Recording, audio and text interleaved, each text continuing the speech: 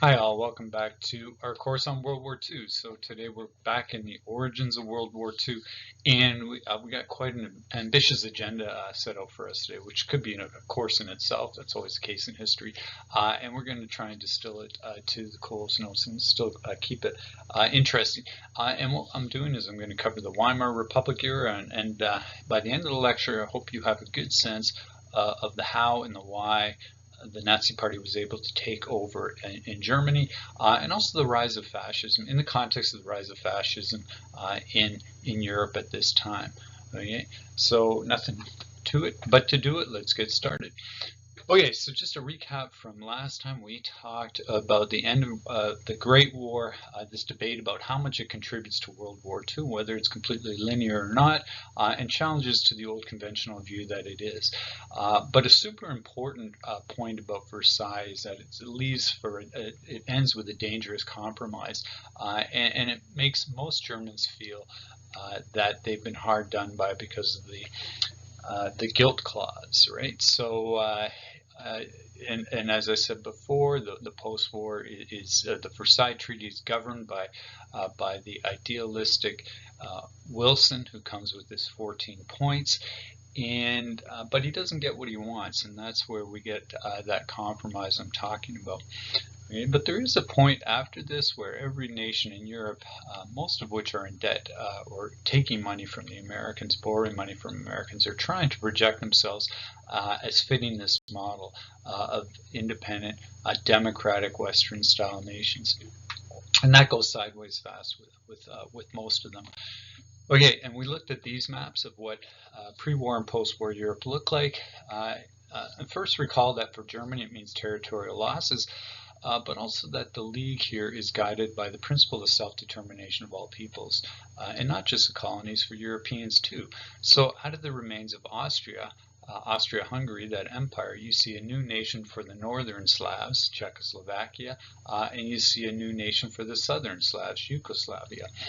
You see Poland reconstituted, and you see the same for the Baltic states of Latvia, Lithuania, Estonia. You'll also see a much bigger Romania, and those last few are at the expense of Russia. So there's really some big winners here, but also a lot of resentment. It's not just from Germany, it's from Russia as well. In any case, 1919 sees the new state of Weimar Germany. We have the Reichstag. The government moves to Weimar, which is an attempt to get away from the troubles in Berlin, which we're going to talk about in a moment. But yeah, what matters here is this is really the first attempt at a democratic Republican government in a state that has always been very conservative and has not had democracy. Okay. And it's also a very weak period, and it's a time of major factions and factionalism and violence. So the government is always teetering between these extreme elements on the right and the left, and threatening to collapse, unstable, and then this is why the right wing can point a direct line between democracy and weakness, because this period is seen as a total fail from the extreme right. Okay, and on that far right, the main element there is the main military force is this paramilitary called the Freikorps, it's the biggest voluntary militia in post-war Germany, and it's a lot of veterans from the war, upset with what happened in Versailles, but just wanting it's joining an organization that goes back much further than that. Okay, in fact, it's an old organization that goes back to the post-Napoleonic Wars, and it's all about defending the motherland from foreign invasion. It's xenophobic, it's racist, and you can draw analogies here to the Ku Klux Klan in America, which doesn't have the same continuity but has the same ideals. Okay? Approximate anyway. And yeah, many people in the Freikorps will end up joining the Nazi Party, brown shirts, the SA, their paramilitary, because they share those same ideals. On the other side, they're going to war against and battling with frequently with the Red Guard, the Road Guard, which is the Red Army faction, the enforcer arm of the Communist Party of Deutschland, which initially is called the Spartacus League. Okay, now the KPD directs the Red Guard, and the KPD itself is directed straight from the Kremlin. Okay. So what you'll get is street battles and between the two, killing of each other's leaders, lots of fun stuff. From the very get-go, with the prior to the first elections for the Weimar government, which happened in late January, early January, we see the Spartacist uprising in Berlin. Now, this is an attempt at a revolution. It is suppressed, after which the leaders are found in hiding, and they're taken for questioning. And those leaders are Rosa Luxemburg here and Karl Liebknecht. And again, this is the Spartacist League at this point, forerunner of the KPD. They're taken for questioning. They're dragged out into the street, these two, after the Freikorps takes control. They're then taken into custody, then beaten and shot, and Luxemburg is thrown into a canal. So that's how that one ends. And here, what matters is the government had called on the Freikorps to reestablish control. And the interesting thing about the Weimar government is it depends on the support of the Freikorps militia, but it also can't depend on them, because in 1922 the Freikorps attempted a coup against the Weimar government as well. So they depend on them as well as threatened by them, which tells you something about this toxic atmosphere of the time period. Now that was something, but in April, May, we get our second major revolutionary movement, which is more serious, and for a time it works. And this is where communists and anarchists take over control of the entire region of Bavaria through the city of Munich, where they're established. And so Bavaria falls and becomes, under the Red Guards, what is known as the Munich Soviet, based on the Russian model. And industry gets nationalized here. Factories are run by workers' councils. Wealthy people are evicted from their homes. There's expropriations. You see prominent right-wing leaders being executed, many of them. Now, the leader of this is Ernst Toller. He's almost immediately overthrown by Eugene Leviné, who's a Russian who's being backed directly by Lenin in the Soviet Union. Now, this all ends in a massive street battle of about 40,000 combined Freikorps and government troops. Again, the Weimar government calls in the Freikorps militia to deal with that, and they invade with this combined army. And in those street battles, over 1,200 communists are killed, but the government retakes control. Now, following the playbook of the Bolsheviks here, this Soviet had lasted for a while under Toller and Leviné. And what you see here is a fair amount of high representation of Jewish people within the communist movement in these critical years, and that really matters this is where Hitler can draw a direct line between Judaism and communism. That's a big point here today. Now, Eugene Leviné ends up getting executed by a firing squad, and Ernst Toller flees to New York, where he kills himself in 1939. But yes, it really matters that a lot of the communist leaders are Jewish. Luxemburg and Liebknecht were, as was Ernst Toller, as was Eugene Leviné, as is Eugene Levy. Fun fact. Not a lot of fun in this lecture, so I thought I'd throw that in. Anyway, 8 of the 10 communist leaders in 1919 in Germany are Jewish. And so is, by the way, not incidentally, Leon Trotsky, the head of the Soviet Red Army, as was Karl Marx himself. Now, and again, this matters because Hitler can draw this direct line between Judaism and communism. So what is the story here? Well, in fact, it goes way back.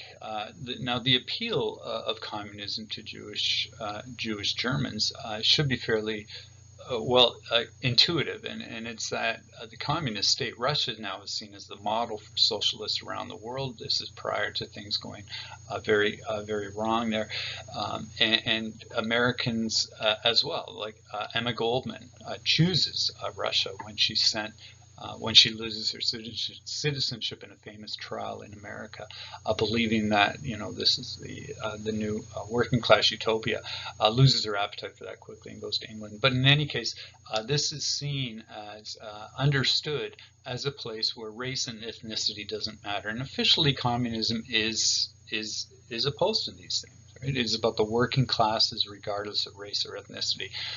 Now that doesn't mean that these don't matter in Russia. Obviously they still do. And in fact Russia is encouraging its Jews to emigrate out of the nation. So the anti-Semitism does obviously exist there, but not to the degree that it does in Germany and in the West.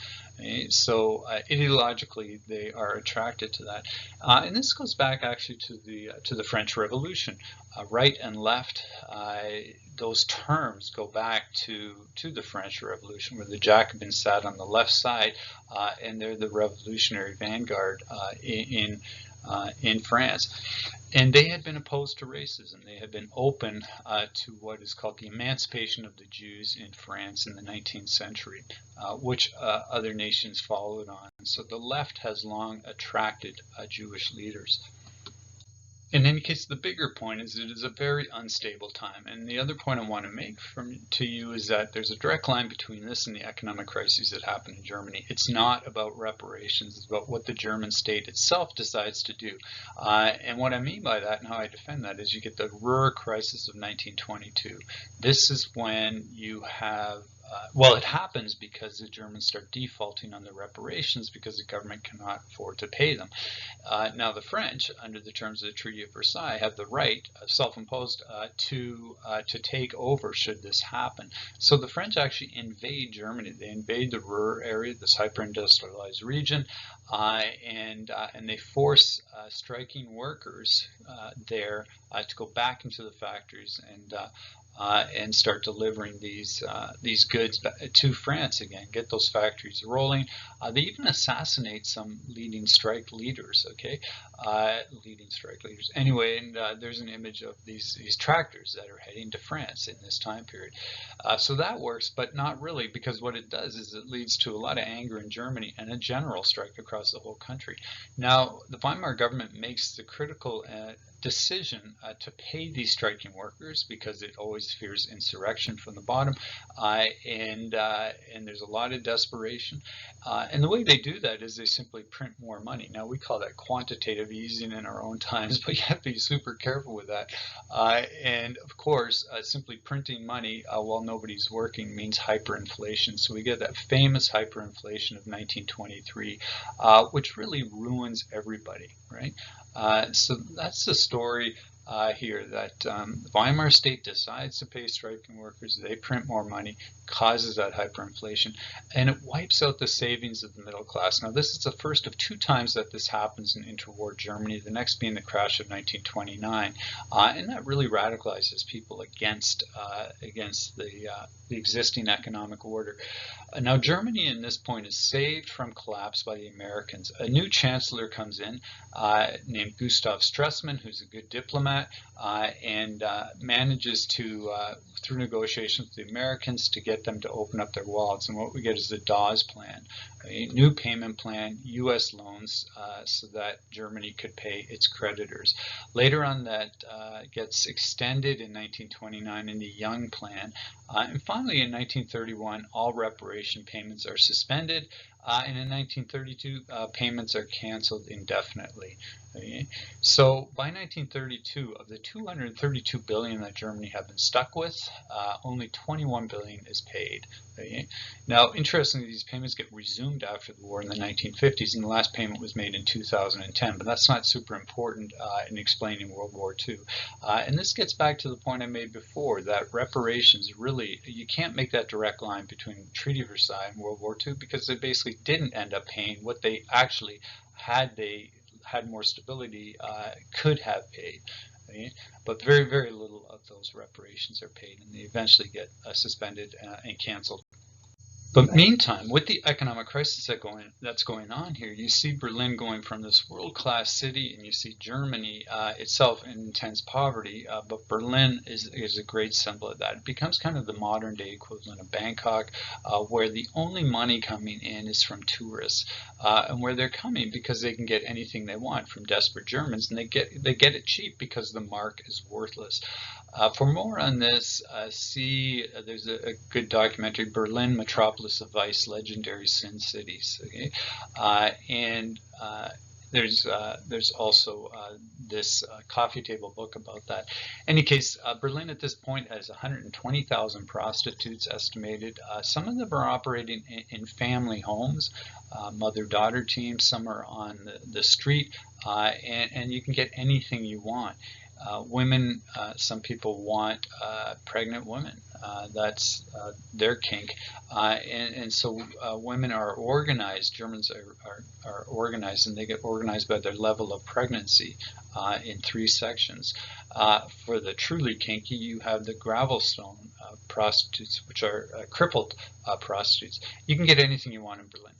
There's dozens of gay bars, there's boys to be had, there's child pornography, there's any kind of drug that you want.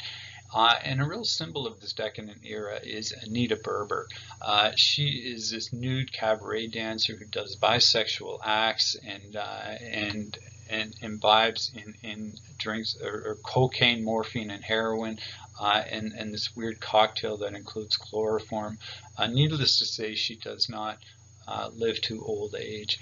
But yeah, this is what Weimar society looks like in the 1920s, and in fact, things do get worse with the economic crisis in 1929. Now, be careful about exaggerating that, though. And here's I'm saying this to myself because this time is also a time of incredible creative output.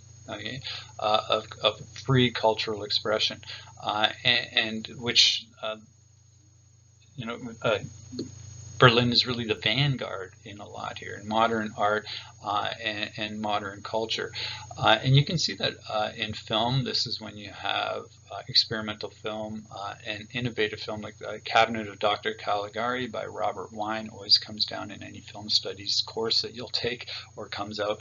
1922, Nosferatu is a big one. This is a German filmic rendering of Bram Stoker's Dracula. So innovative creative period in film, in architecture also. This is when the Bauhaus style, Bauhaus emerges here and takes off around the world. This is also where in the arts Dadaism is big. But all of this, this collectively is known as German Expressionism. And it is, whatever else it is twisted, off kilter, nothing is settled, right? And so for most Germans who tend to be conservative, this is not something they're proud of.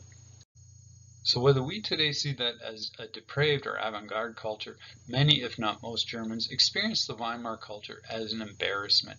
And why this matters should be obvious, because in this context, groups like Hitler's brown shirts, who are organized and smart, and the antithesis of that kind of culture, they look like a good alternative. They look like law and order. Now, ironically, they are the true anarchists. They're the much greater threat to law and order. And there's a lesson from history, if ever there was one, of appearance versus reality. Okay, so that was quite a bit. Now we're coming to the second part of this lecture, and here I want to get into how did the Nazi Party come about, for one, how it happened, why did Germans give their consent to this, cooperate in this, and also a bit about fascism in Europe at this time, what the interwar period is like, and how that factors in.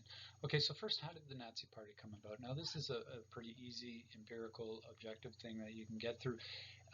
And there's lots of information out there. But anyway, it's set up in early 1919 by a Drexler and an Eckhart, and they're both Thule Society initiates. Now, the Thule Society, maybe you've heard of it, it's this Volkish, kind of cultish, mystical, and a racist movement. And what it does is it invents this heroic past for Germans and Europeans, and more broadly for Aryans. It buys into the myth that there is an Aryan race, and that this race came from this mythical city of Atlantis. Anyway, it's that type of thing. And it also leads to a whole lot of strange expeditions to find, validation in archaeological remains. Any case, 7 of the Thule Society leaders, by the way, were killed by the communists during the Munich Soviet. So there's a real personal antipathy to the communists among this movement. More important, they believe Germany will have this messiah, which will lead them out of their current quagmire. Okay, and Eckhart, he sees Hitler as that man. Okay? And being of the wealthy class, Dietrich Eckhart, he kind of sees Hitler, recognizes that he's a diamond in the rough, but has massive potential.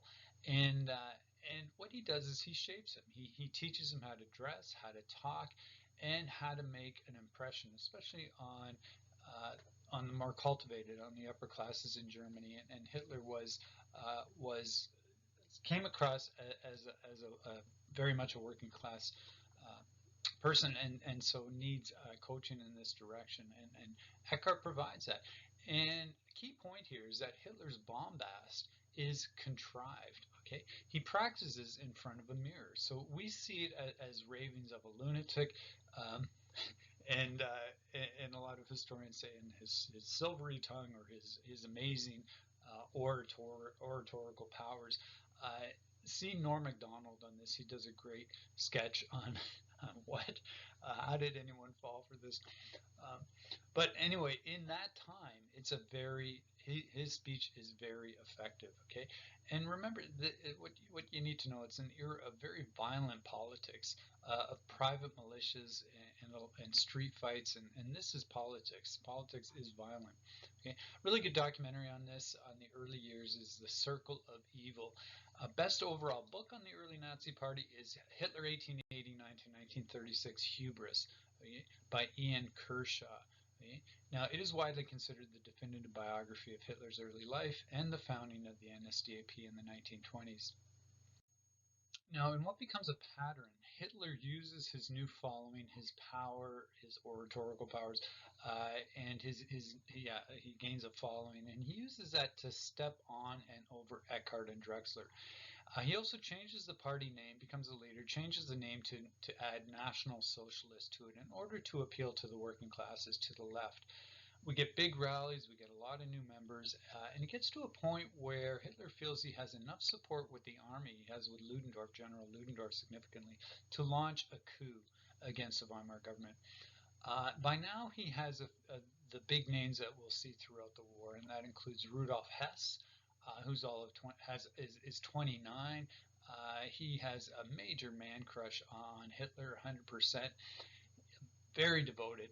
He, interestingly too, he'll end up in Spandau prison after the war. Well, he will be the last surviving Nazi there. He's the only one left in the prison when he's 93 years old, and he hangs himself, which itself is a feat at 93. That's 1987. Hess is a fanatic. Okay, then you have Ernst Röhm, who's this longtime army man, and he will lead Hitler's paramilitary, the SA, the Sturmabteilung, and he is not very closeted homosexual. Then you have Heinrich Himmler. He is the last to join. He's 23 only, and later will become head of the Gestapo. He is massively insecure. He is a small, weak, bookish kind of guy who'd been teased relentlessly as a child, and he is the only leader, also insecure because of that, who did not fight in World War One. Hey, Hermann Goering, kind of fun guy, World War One flying ace, had 30 kills in World War One. This made him a national name, and he is of the elite. Ironically, his family money came from his Jewish grandfather. In fact, he grew up in a castle, literally, of that Jewish grandfather. Super popular. When I say fun, obviously he is part of a circle of evil, but in any case, don't take that wrong. But he lives large, And the fun part is he's a thorn in Hitler's side, really, because he always overpromises and underdelivers, and he does that as head of the Nazi Air Force, the Luftwaffe. Okay, so totally fails Hitler in that way. In any case, when Hitler feels he has enough power, he tries for this.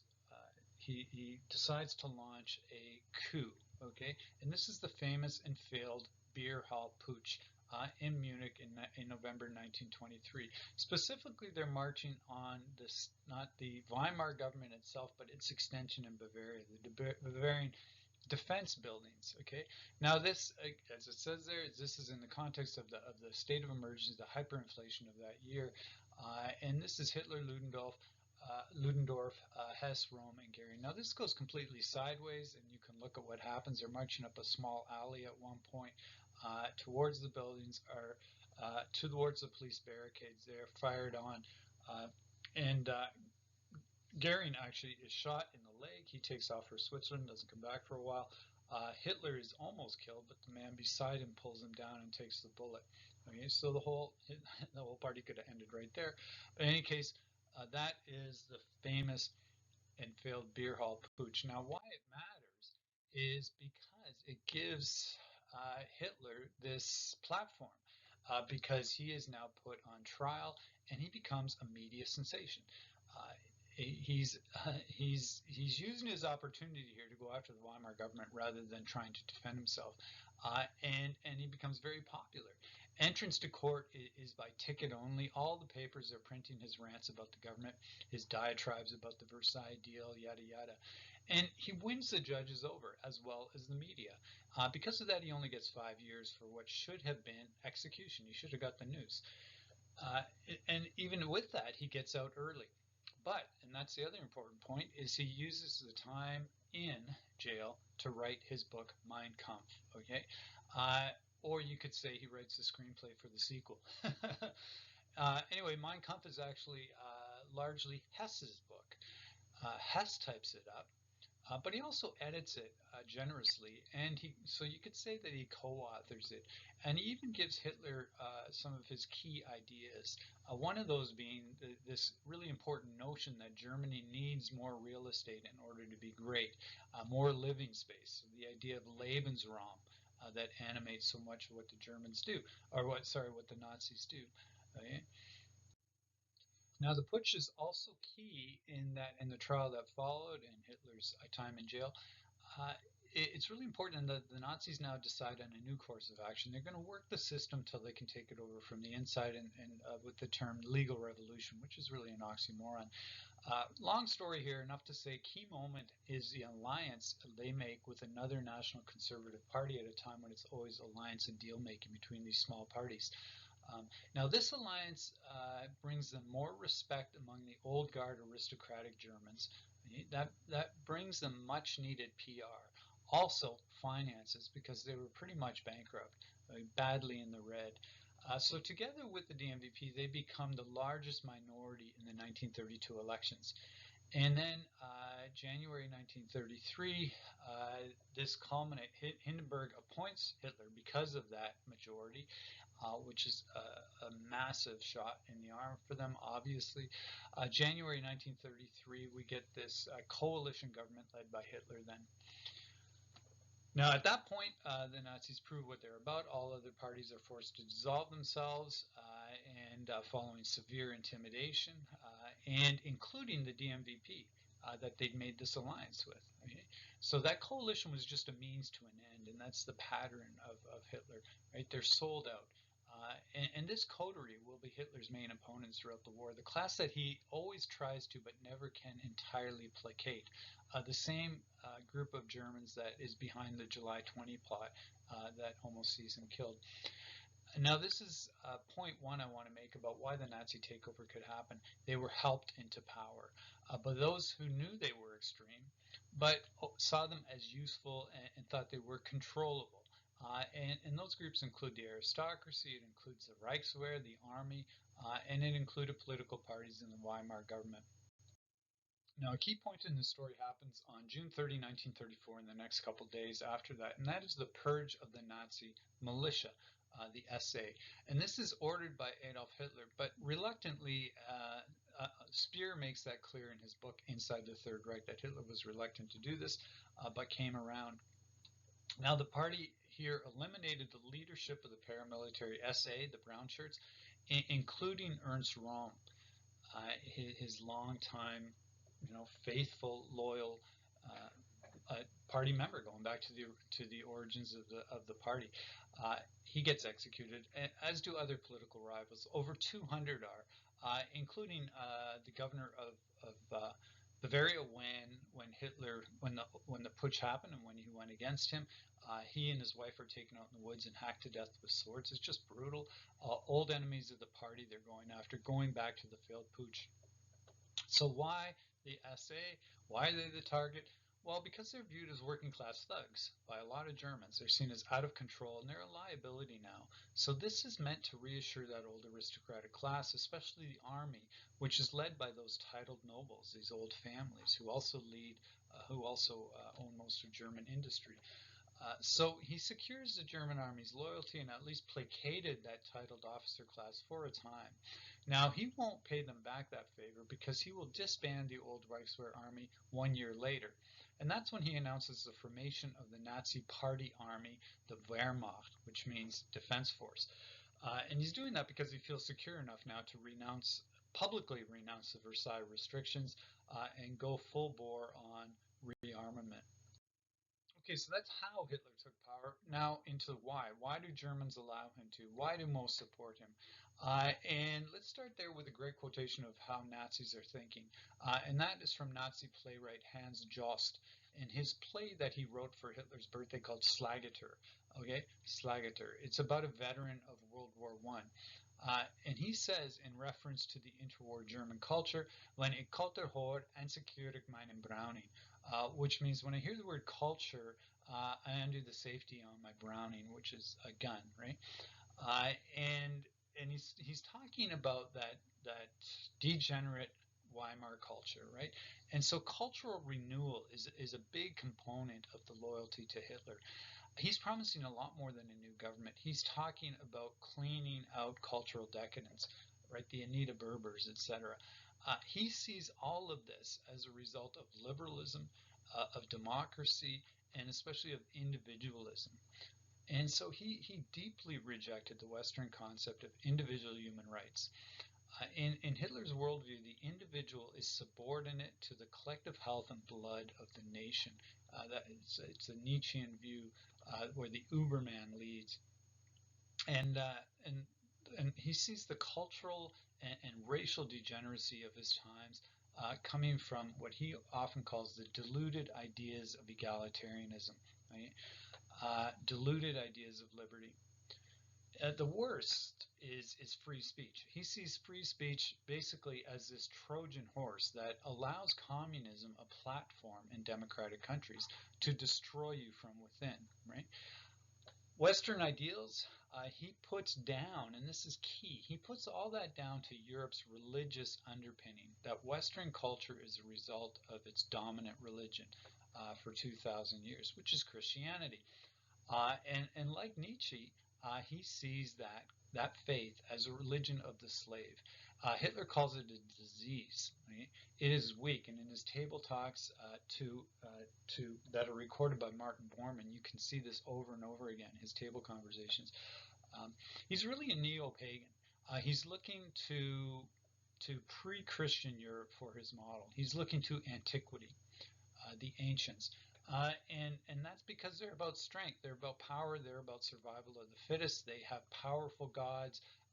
This is a totally different moral universe, right? Pre-Christianity, and that's what he wants Germany to be the vanguard of. Okay. Now this is really appealing for many who had been forced into submission, for a country that had been great, and for those who really equate communism with Judaism and liberty and free speech with communism. So that's a big part of his appeal, as is economics. Now here I should introduce you to the term Gleichschaltung, which means coordination. Okay. Now, coordination is not just about economics, as we'll see, but primarily there. Hitler gains immense creds for predicting the crash of 1929, and so that's a big bonus for him. Timing works for him in another way too, because he comes to power as the Depression is lifting after the worst years. The Nazis also benefit from the simple fact that a totalitarian state has full freedom to direct the economy in ways that democratic states cannot. Now, FDR does that with the New Deal quite amazingly. Takes America towards socialism, but can't go full bore this way, right? And you can, in a totalitarian state, you can do whatever you want. So he can erase unemployment really artificially by a few ways. One is forcing women out of the workforce. All married women are forced out, and women are forced out of professions. All youth are put into the national service, which is a great way to deal with youth unemployment. Under the Nazis, too, unions were outlawed. The only union is the DAF, the Deutsche Arbeitsfront, the German Workers' Front, which is really not a union at all. It's really about obligatory military drills, and that puts an end to all those crippling strikes. That's one thing. It also allows for indoctrination. You've got a de facto shadow army of millions of men now that are trained to be loyal to the Fuhrer. Claudia Kuhn's big name in this time period, historian, and she said Gleichschaltung occurred so stealthily that most Germans hardly noticed. So know that term, synchronization, coordination. Know this too, that there are big debates about Nazi economics, what they were even, and how to define them. But there is a consensus that this economic miracle, and we get a massive drop in unemployment, and the world sees Germany as being this economic miracle as they continue to deal with the effects of the Depression in other parts of the world. But the consensus is that this was built on clay feet. And that it was going to collapse. Now, one is because it is built on deficit spending, and it's also mainly on armaments production. So along with that, there's a chronic lack of raw materials. So the whole system depends on continual armaments production, but with a lack of raw materials like oil, rubber, and iron ore, along with a lack of foreign currency to pay for it. Okay, now the historical debate then is not about whether Nazi economics could have created this peaceful, prosperous society, and for a while it does. But it's instead about how quickly the system would have collapsed. And yeah, almost everybody agrees that the regime's fatal economic weaknesses made that collapse inevitable. Okay, bankruptcy, defeat. By 1939, in fact, the German economy was already teetering on the edge of another severe financial crisis. And this also meant that war, and along with that looting of other countries, is the only way to delay that inevitable crash. So if you take an economic perspective to World War II, that's what you see. And for that, see Adam Tooze, okay? Wages of Destruction. That's a great book, very well reviewed, that takes exactly that line, that economics made war necessary. Now, another aspect of Gleichschaltung, much simpler, is information, control of information. And on one side, that is propaganda. And the Nazis are absolutely relentless. The Germans live in a North Korean type of propaganda bubble. Okay, radios and newspapers are illegal other than a party-supplied shortwave radio that only tunes into local stations, which of course means only Nazi-approved content. Newspapers become illegal other than the three that they control. Okay? Now, two of those are for the working classes mainly and free to all, as they're posted in display cases in every town. One of them is run by Eckhart, and that is a little more substantive. Now, the themes in all this propaganda is the stuff that we've talked about before. Infield unbesiegt, the army being undefeated in World War I, the November criminals, the idea of a Jewish international conspiracy, all right, and these ideas that democracy, especially the USA, is a big symbol of that, are weak and degenerate regimes, right? So those are your papers. Der Angriff, the assault, which Joseph Goebbels owns and puts out, the Volkischer Beobachter, the Racial Observer, which is the official newspaper by Eckhart, and Der Stürmer, which is really a working class tabloid by the despicable Julius Streicher. That one is displayed outside every town, so free nationwide. Joseph Goebbels, who does not look like the Aryan species that the Nazis are always promoting. Neither does Hitler, neither do any of them, which is the irony of the leadership of the Nazi Party. They don't look like what they're advertising.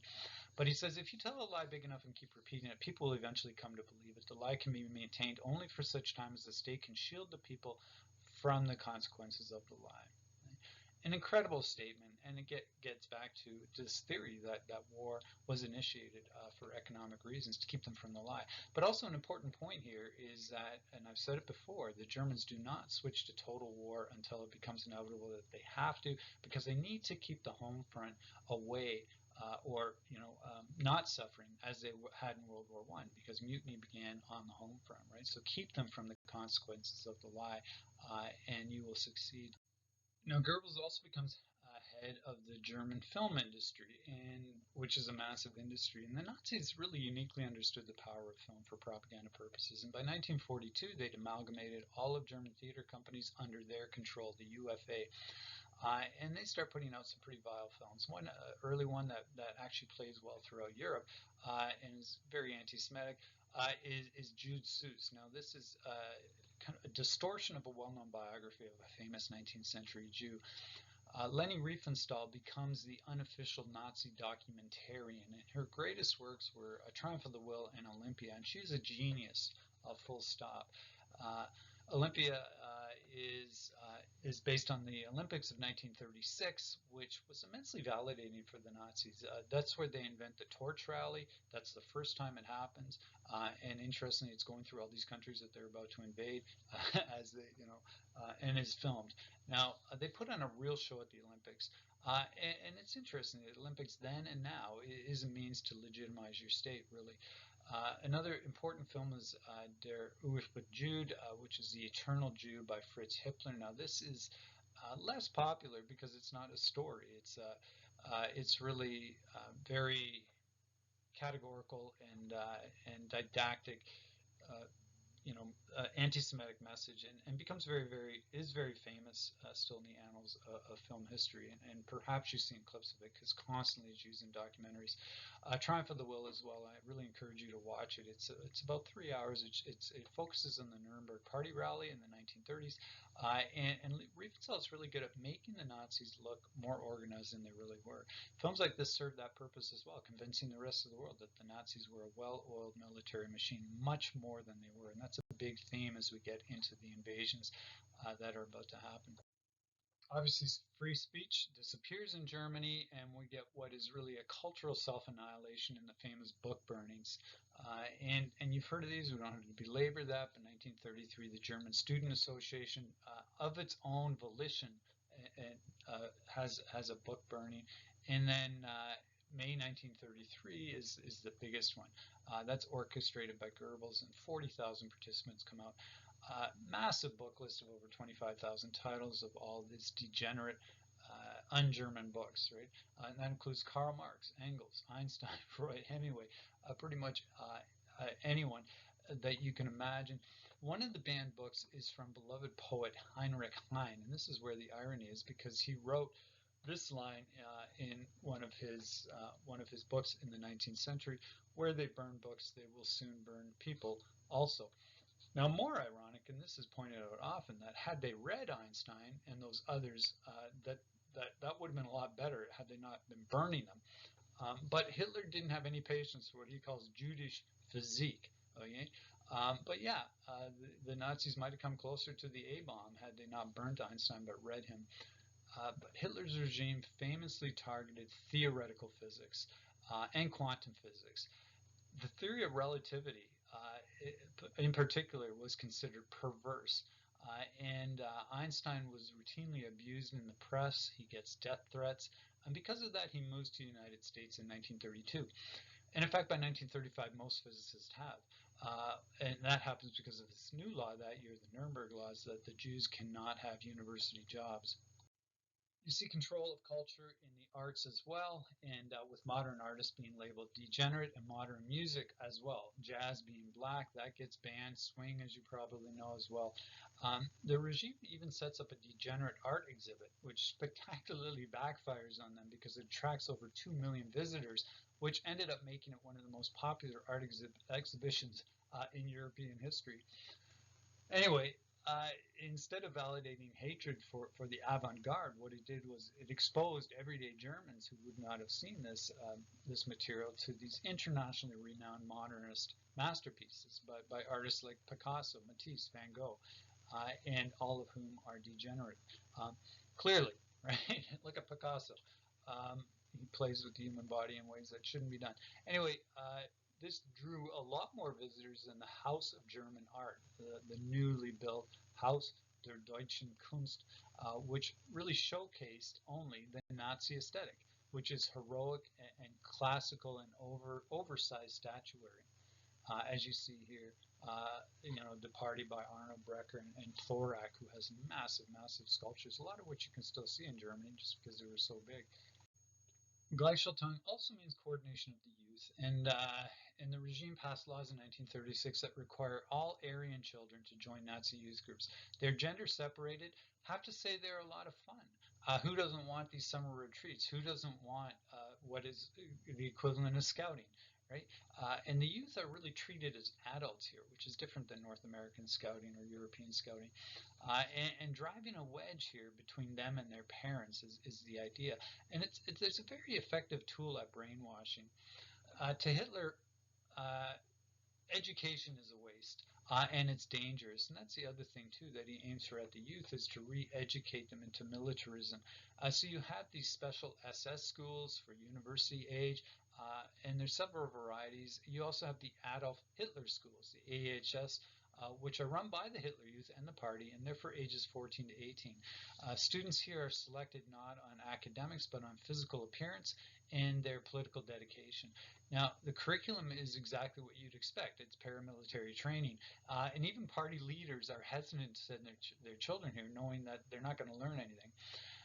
Now, the other thing here, though, that's key is there's this attempt to create a new class system based on physicality, based on race. Glacial tongue coordination also extends to recreation and control of the people that way. And this is done through an organization called KDF, which means Strength through Joy, Kraft durch Freud.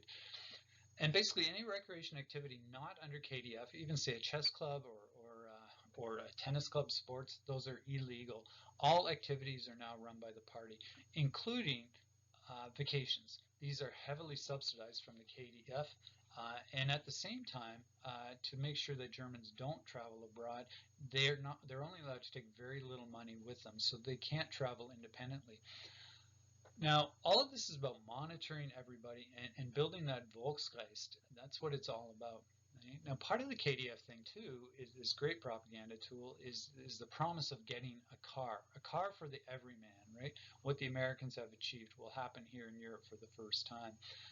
And so Hitler orders Ferdinand Porsche to build him a vehicle that goes 60 miles an hour and seats 5 people, which debatable whether the bug did that.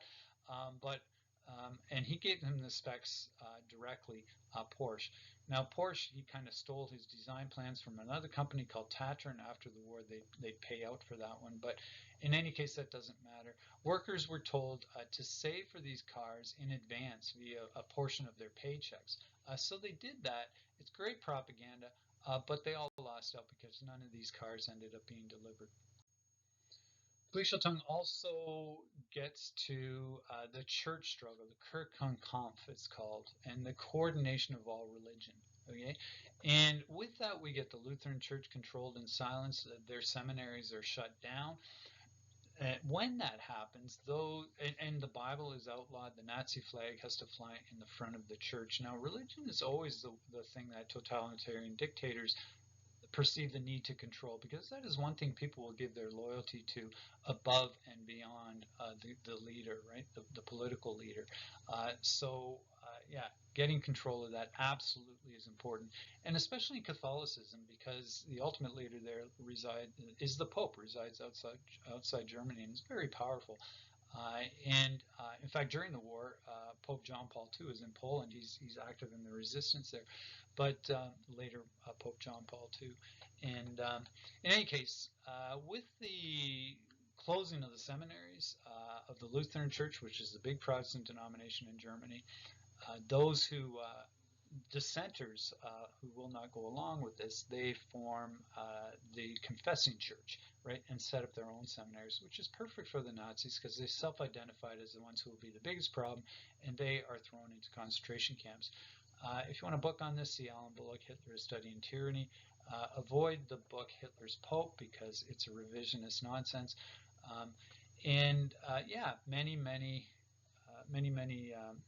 clergy were incarcerated in concentration camps, and some of them never came out, like Dietrich Bonhoeffer, who is killed a week before the end of the war, and was a big mover in the confessing church, a big leader in that. So what is the effort here now is to create a Nazi religion, a religion of the blood, and that is put on Alfred Rosenberg, who really is the intellectual leader in the Nazi party. And there are not a lot of big thinkers or intellectuals in the Nazi party. It might not surprise you, but he's a supervisor of intellectual and ideological education, okay, to create something new, to replace Christianity. Now, in what is already the most secular state in Europe, so not as difficult it might be in other places, but still a challenge. And great quote for you, and perhaps you've heard it from Martin Niemöller, a theologian who went along until he himself was arrested. And he wrote that first they came for the socialists, I didn't speak out because I was not a socialist. Then they came for the trade unionists, I didn't speak out, I was not a trade unionist. Then they came for the Jews, I did not speak out because I was not a Jew. Then they came for me and there was no one left to speak for me. Very powerful message there. Okay, so that is the totalitarian playbook. But here's the thing I want to leave you with, having given you the how and the why of the rise of the Nazi Party in Germany. And I want to end with saying that Hitler is not the first dictator in interwar Europe. He's also not the first fascist leader. Now that goes to, the award for that goes to Benito Mussolini. Okay, and that is where I want to pick up with my next lecture, looking at the fascist model of Italy, what happens and how Hitler and Mussolini become allies.